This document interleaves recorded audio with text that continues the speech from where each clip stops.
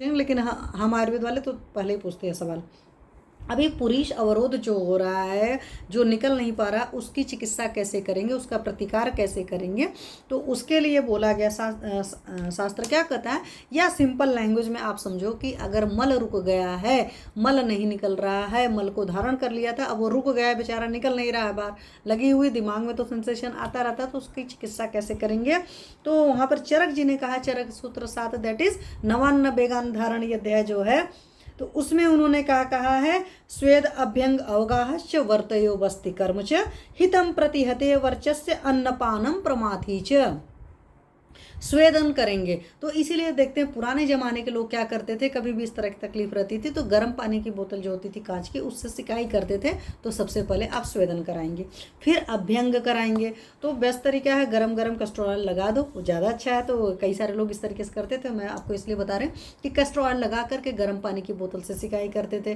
कुछ लोग ये तारपीन का तेल वगैरह लगा करके भी सिकाई करते थे। तो ये सब सारी चीज़ें पुराने फॉलो होते थे उनका। ये तो स्वेद अभ्यंग अवगाहच या है पानी में बैठने को है, गरम गरम टब में, मतलब पानी का टब, उसमें बैठ जाइए। या कई बार ज़्यादा सिचुएशन ख़राब होती है तो हम लोग मेडिकेटेड कषाय जो होते हैं, औषधियों के काढ़े जो होते हैं, डिकॉक्शंस होते हैं, उसमें बैठाए हैं। वर्तियाँ देते हैं, मतलब सपोजिटरीज देते हैं जिसके थ्रू पॉटी निकल जाए। बस्ती कर्म, तो बस्ती कर्म करते हैं। और यहाँ पर ऑब्वियस सी बात है, आपको क्या करने की ज़रूरत है, एक्यूट कंडीशंस में हमेशा निरू बस्ती की दी जाती है। जो आपके क्रॉनिक कॉन्स्टिपेशन के पेशेंट्स रहते हैं उनको मैं बोलती हूँ मात्रा बस्ती देने को, क्योंकि मात्रा बस्ती दिया है और वाकई बहुत शानदार रिजल्ट आए हैं मेरे। मैंने आप लोग को शेयर भी किया है कि हालांकि 100 बस्तियाँ कम से कम देना चाहिए, पर 25 बस्ती के बाद रिजल्ट आ जाता है। पर 25 बस्ती अगर पेशेंट लिया रहता है, और मेरा पेशेंट ने तो 3, 4, 5 महीने में इस तरीके से लिया था, तब वहाँ पर हर साल पर रिपीट करने की ज़रूरत होती है। अदरवाइज आप 100 बस्ती लगातार ले लेंगे तो ये प्रॉब्लम सॉल्व हो जाएगी। हाँ, खाने पीने का ख्याल रखना पड़ेगा। ये नहीं कि हमने 100 बस्तियाँ लेने के बाद उल्टा पुल्टा कर्म कर रहे हैं, तब जिम्मेदारी नहीं होती हमारी। हितम प्रत्यते वर्चस्व अन्नपान, और इस तरह का खाना खाइए कि जो इजीली निकल जाए। प्रमाथीच, और ऐसी औषधियाँ देने की ज़रूरत है जो मल को तोड़कर निकाल दें। जैसे हमारी अच्छी सी अनुलोमक द्रव्य में हमारी हरितकी जी हैं, लेकिन हरितकी जी के साथ में एक प्रॉब्लम है कि गर्भिणी को नहीं दिया जाता और वृद्ध को नहीं देते हैं, क्योंकि रुक्ष होती है। और ज़्यादा रुक्षता से कई बार हरितकी जी के साथ एक और प्रॉब्लम है, शुक्र शोषक भी होती है, तो इसलिए मेल को हम लोग ज़्यादा नहीं देते हैं।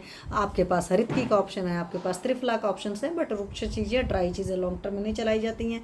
आपके पास अभयारिस्ट है, आपके पास त्रिबतवलेहम है, अभयादि मोदक है, दुनिया भर की बहुत सारी प्रिपरेशंस हैं। और सेफर साइड में आपके पास मुनक्का दूध में उबाल करके पीने का है। लेकिन आपकी पाचन क्षमता के ऊपर डिपेंड है। अगर पाचन क्षमता ठीक नहीं होती है तो कई बार दूध पीने से भी लूज मोशन के बजाय या मोशन ठीक होने के बजाय कॉन्स्टिपेशन हो जाता है। इसलिए अपने मन से कुछ मत करिए। मैं हमेशा कहती हूँ जिसका जो काम है जाइए अपने चिकित्सक के पास जाइए, वो आपको बेटर गाइड करेगा, उसकी जिम्मेदारी है, उसकी जिम्मेदारी पर छोड़ना सीखिए। अपने मन की मनमानी करते हैं तो प्रॉब्लम आती है। ठीक है, तो यहाँ पर स्वेदन करने के लिए बोला गया, अभ्यंग करने के लिए बोला गया, अवगाहन करने के लिए बोला गया, वर्तियाँ देने के लिए बोला गया, साथ में बस्ती बोले देने के लिए।